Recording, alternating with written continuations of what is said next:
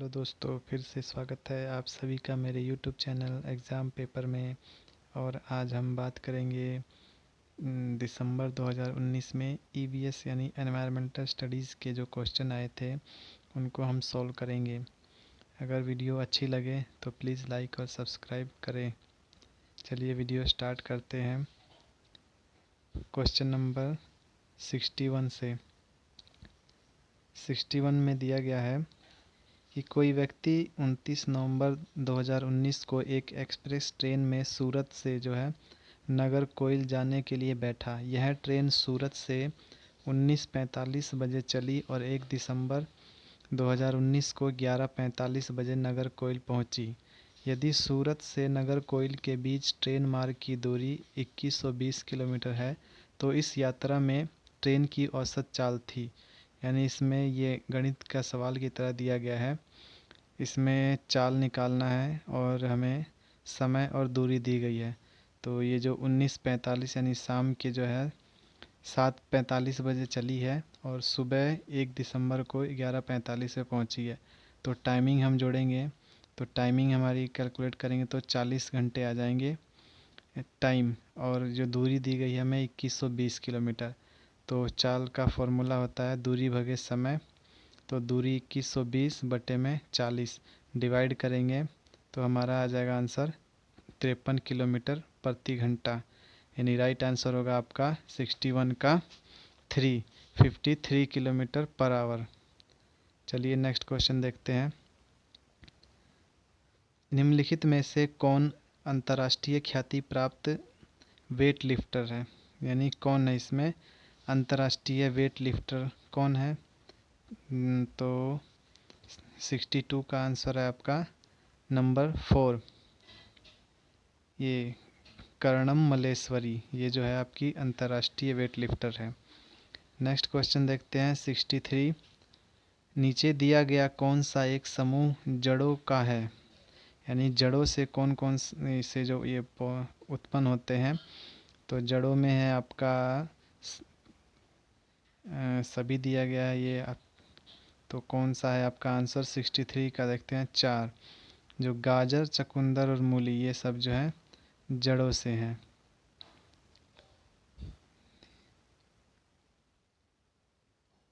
चलिए next question देखते हैं आपका। तो 63 का राइट आंसर है नंबर 4। नेक्स्ट क्वेश्चन देखते हैं 64। रेगिस्तानी ओक नाम का एक पेड़ है जो पाया जाता है, कहाँ पाया जाता है? तो 64 का आंसर आपका ऑस्ट्रेलिया में। कहाँ पाया जाता है? ऑस्ट्रेलिया में। तो नंबर क्या है आपका 64 का आंसर है राइट 2, ऑस्ट्रेलिया में पाया जाता है रेगिस्तानी ओक। नेक्स्ट क्वेश्चन देखते हैं 65।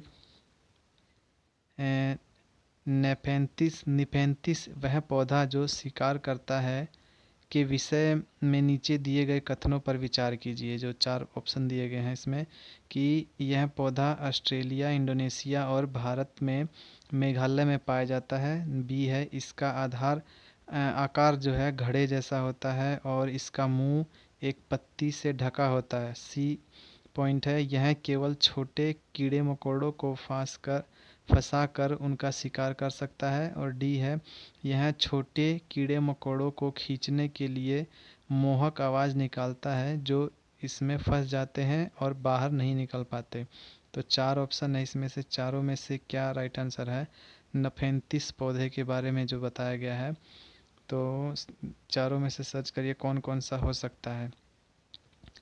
तो 65 का आपका कौन कौन सा हो सकता है? तो राइट आंसर है इसमें आपका क्या हो सकता है? ए बी, दूसरा ए सी, बी डी या ए बी सी। तो राइट आंसर होगा आपका नंबर 1 ए और बी। जो ए पॉइंट और बी पॉइंट है ये दोनों आपका आंसर होगा। तो 65 का राइट आंसर होगा 1 ए और बी। नेक्स्ट क्वेश्चन देखते हैं 66 में। भारत की आज़ादी से पहले महात्मा गांधी जी ने जिस दांडी यात्रा के समुद्री तट तक अपनी प्रसिद्ध यात्रा की थी वह भारत के नीचे दिए गए किस राज्य में स्थित है? तो कहाँ से कहाँ तक की थी सबको पता ही है मोस्टली। तो ये है गुजरात, नंबर 4। यानी गुजरात में जो है अपनी दांडी यात्रा की थी। साबरमती आश्रम से दांडी वो रावी नदी थी उसके तट तक, समुंदर के किनारे है वहाँ तक। नेक्स्ट क्वेश्चन देखते हैं। तो 66 का जो आंसर है वो है 4 गुजरात राज्य में। 67 का है उच्च ज्वर यानी तेज बुखार के साथ कपकपी जिसका उपचार सिंकोना पेड़ की छाल से किया जा सकता है वह है क्या है। तो ये क्वेश्चन काफ़ी अलग अलग तरीके से भी पूछा जाता है। तो इसका राइट आंसर है नंबर 2, मलेरिया के लिए सिंकोना वृक्ष की जो छाल है उसका प्रयोग किया जाता है। तो राइट आंसर है 67 का नंबर 2, मलेरिया। नेक्स्ट क्वेश्चन देखते हैं 68। किसी डॉक्टर का घर एक्स पर स्थित है तथा उसका अस्पताल वाई पर स्थित है। डॉक्टर के घर से अस्पताल जाने के लिए कोई सीधी सड़क नहीं है, अतः डॉक्टर पहले ए पर जाते हैं जो एक्स के ठीक पूर्व में 600 किलोमीटर की दूरी पर है। फिर वह बी पर जाते हैं जो ए से ठीक दक्षिण में 450 मीटर की दूरी पर है। फिर वह सी पर जाते हैं बी के ठीक पश्चिम में 120 किलोमीटर की दूरी पर है। और अंत में वह वाई पर अपने अस्पताल पहुंचते हैं जो सी के ठीक उत्तर में 90 मीटर की दूरी पर है। तो अस्पताल के सापेक्ष जो है डॉक्टर के घर की सही दिशा क्या है, यानी इस चारों तरफ से घूम के ये आते हैं। तो इस 4 ऑप्शन दिए गए आपकी, तो क्या आंसर होगा इसका 68 का। तो 2 उत्तर पश्चिम की तरफ है जो उसका घर की दिशा है, घर की सही दिशा है उत्तर पश्चिम। 68 का 2। नेक्स्ट क्वेश्चन देखते हैं 69। चेराओ नाच कहाँ के लोग करते हैं। चेराओ जो नाच है वो मिजोरम यानी 2, राइट आंसर है 2, मिजोरम के जो है लोग चेराओ का नाच करते हैं। नेक्स्ट क्वेश्चन है 70। तमिलनाडु के निकटवर्ती राज्य हैं कौन कौन से हैं जो तमिलनाडु के निकट हैं। तो इसमें से आपका होगा आंसर नंबर 4, आंध्र प्रदेश, केरल और कर्नाटक। आंध्र प्रदेश, केरल और कर्नाटक हैं जो तमिलनाडु के निकटवर्ती राज्य हैं। नेक्स्ट क्वेश्चन देखते हैं 71। एनसीएफ 2005 के अनुसार निम्नलिखित में से क्या प्राथमिक स्तर पर पर्यावरण अध्ययन शिक्षण उद्देश्य का उद्देश्य नहीं होना चाहिए। क्या नहीं होना चाहिए, 4 ऑप्शन है आपके, चारों में से क्या हो सकता है आपका आंसर, सर्च करिए। 71 का होगा आपका आंसर क्या, तो 4, पर्यावरणीय समझ के द्वारा बच्चों में सटीक संख्यात्मक कौशलों का विकास करना, ये जो है नहीं होना चाहिए, बाकी ये सब होना चाहिए। तो राइट आंसर है आपका 71 का 4। नेक्स्ट क्वेश्चन देखते हैं 72। पर्यावरण अध्ययन कक्षाओं 3 से 5 के लिए एक विषय क्षेत्र है जो संकलित करता है, क्या करता है। 4 ऑप्शन में से क्या होगा आपका, 72 का राइट आंसर होगा आपका नंबर 2, पर्यावरण शिक्षा सामाजिक अध्ययन और विज्ञान की अवधारणाओं को और मुद्दों को जो है संकलित करता है। तो 72 का राइट आंसर है आपका नंबर 2। नेक्स्ट क्वेश्चन देखते हैं 73। निम्नलिखित में से क्या पर्यावरण अध्ययन के संदर्भ में सही है, यानी इन चार ऑप्शन इसमें चारों में से क्या आपका सही है। तो सर्च करते हैं क्या सही है। 73 का आपका राइट आंसर है नंबर 2, 1 से 2 की कक्षाओं के लिए भाषा और गणित के माध्यम से पर्यावरण अध्ययन पढ़ाया जाता है। तो राइट आंसर है आपका नंबर 2। नेक्स्ट क्वेश्चन देखते हैं 74। बच्चों को पर्यावरण अध्ययन को सीखने के लिए खोजने के द्वारा पर्याप्त समय दिया जाता है, यह इंगित करता है कि, क्या इंगित करता है। तो 74 का आप आंसर देखिए राइट क्या होगा। तो 74 का राइट आंसर है नंबर 3, पर्यावरण अध्ययन बाल केंद्रित है, यानी यह इंगित करता है कि उनको सीखने और खोजने का पर्याप्त समय दिया जाए, तो ये बाल केंद्रित है। 74 का राइट आंसर है नंबर 3। नेक्स्ट क्वेश्चन देखते हैं 75। निम्नलिखित में से कौन सा पर्यावरण अध्ययन पाठ्यक्रम के सुझावित प्रकरणों का उपप्रकरण है। तो कौन सा है आपका, 75 का राइट आंसर है आपका नंबर 3, जानवर है जो इसका उपप्रकरण है। राइट आंसर है नंबर 3 जानवर। नेक्स्ट क्वेश्चन है 76, निम्नलिखित में से क्या पर्यावरण अध्ययन के शिक्षक के लिए वांछनीय गतिविधि है? तो क्या है, कौन सी गतिविधि है जो वांछनीय है? तो 76 का राइट आंसर है 1, विभिन्न कक्षाओं के बहुसांस्कृतिक क्षेत्रों को संबोधित करना। यह है जो आपका वांछनीय गतिविधि है। 76 का राइट आंसर है नंबर 1। नेक्स्ट क्वेश्चन देखते हैं 77, निम्नलिखित में से क्या पर्यावरण अध्ययन में बच्चों के द्वारा ज्ञान की रचना में महत्वपूर्ण है? क्या महत्वपूर्ण है? बच्चों को सक्रिय भाग लेना, बच्चों के समुदाय के सदस्य, पर्यावरण अध्ययन की पाठ्यपुस्तकें, पर्यावरण अध्ययन की पाठ्यपुस्तक में दी गई व्याख्या और परिभाषा। तो क्या महत्वपूर्ण है? तो 77 का आपका होगा चारों में से ये होगा 1, यानी ए, बी और सी, ये जो तीनों है ये आपके बहुत ही महत्वपूर्ण है रचना में। तो राइट आंसर होगा आपका 77 का 1, ए, बी, सी। नेक्स्ट क्वेश्चन देखते हैं 78, बच्चों को पर्यावरण अध्ययन सीखने में प्रभावशाली तरीके से जोड़ा जा सकता है।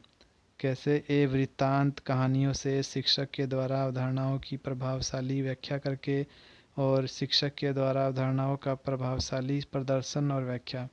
तो चारों में से कौन कौन सा हो सकता है? तो राइट आंसर आपका 78 का नंबर 2, यानी ए और बी, वृत्तांत और कहानियों के द्वारा जो है जोड़ा जा सकता है। 78 का राइट आंसर है 2, ए और बी। नेक्स्ट क्वेश्चन देखते हैं 79, पर्यावरण अध्ययन के शिक्षक के द्वारा बच्चों को जो है जानवर का अवलोकन और उनका चित्र बनाने के को प्रेरित करने का उद्देश्य है। क्या उद्देश्य है? कि बच्चों को सृजनात्मकता का विकास करना, बच्चों में अवलोकनों और रचना कौशलों का विकास करना, और बच्चों के सौंदर्यगत संवेदना का विकास करना। 3 है इसका, तीनों में से कौन होगा आपका? तीनों में से तो 79 का आपका आंसर होगा नंबर 4, ए, बी, सी। तीनों ही जो है आपके प्रेरित करते हैं। तो राइट आंसर है आपका नंबर 4, ए, बी, सी। नेक्स्ट क्वेश्चन देखते हैं 80, पर्यावरण अध्ययन में शिल्पकला और चित्रकला को समूह में करके सीखना पर बल दिया जाता है, क्योंकि चारों ये दिए गए हैं ऑप्शन। तो इसमें से पढ़िए क्या क्या हो सकता है आपका। कक्षा में अनुशासनहीनता को रोकने के लिए समूह में सीखना शिक्षकों के लिए एक आसान और बहुत प्रभावशाली युक्ति है। समूह में सीखना सहपाठी द्वारा सीखने को प्रोत्साहित करता है। समूह में सीखना कक्षा में सामाजिक अंतःक्रिया को बेहतर करता है। समूह में सीखना पर्यावरण अध्ययन के पाठ्यक्रम को समय पर पूरा करने में सहायक करता है। यानी ये 4 दिए गए हैं ऑप्शन, इसमें से कौन कौन सा सही है जो बल देता है? तो राइट आंसर आपका 80 का 3, बी और सी। जो बी और सी पॉइंट है ये दोनों आपका राइट आंसर है इसमें। तो राइट आंसर आपका है 80 का 3, बी और सी। नेक्स्ट क्वेश्चन देखते हैं 81, निम्नलिखित में से क्या पर्यावरण अध्ययन को सीखने का सबसे प्रभावशाली संसाधन है? तो पर्यावरण अध्ययन को सीखने के लिए सबसे प्रभावशाली संसाधन क्या है? परिवार के सदस्य, समुदाय के सदस्य, समाचार पत्र या कक्षा। 4 ऑप्शन दिए गए हैं, कौन कौन सा हो सकता है आपका? तो 81 का आपका आंसर है 3, ए, बी, सी, यानी परिवार के सदस्य भी, समुदाय के सदस्य और समाचार पत्र, ये तीनों हैं जो आपका प्रभावशाली संसाधन है। राइट आंसर है आपका 81 का 3। नेक्स्ट क्वेश्चन देखते हैं 82, निम्नलिखित सीखने में कौन से सिद्धांत का पर्यावरण अध्ययन में अनुसरण का होता है? कौन से सिद्धांत का होता है? तो 82 का राइट आंसर आपका 4, ज्ञात से अज्ञात की ओर इसका अनुसरण होता है। नेक्स्ट क्वेश्चन देखते हैं 83, निम्नलिखित में से कौन सा पर्यावरण अध्ययन में सीखने का रचनात्मक आकलन का साधन नहीं है? तो कौन सा नहीं है साधन? तो 83 का राइट आंसर है 4, वार्षिक उपलब्धि परीक्षण। ये जो है आपका साधन नहीं है। नेक्स्ट क्वेश्चन देखते हैं 84, निम्नलिखित में से किसको पर्यावरण अध्ययन में बच्चों के आकलन में दूर करना चाहिए? तो कौन करना चाहिए? नंबर 1, चारों में से आपका राइट आंसर है नंबर 1। बच्चों के उत्तरों को सही या गलत करने में, गलत में आंकना, ये जो है आपका राइट आंसर है 84 का 1। नेक्स्ट क्वेश्चन देखते हैं 85।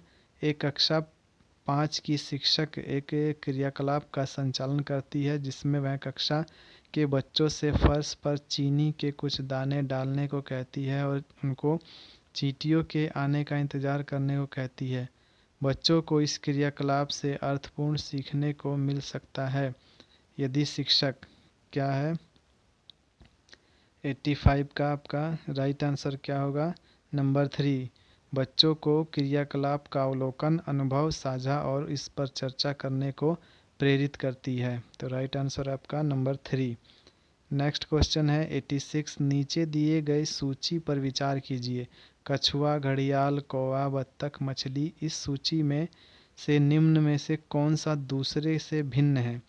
तो कौन सा भिन्न है?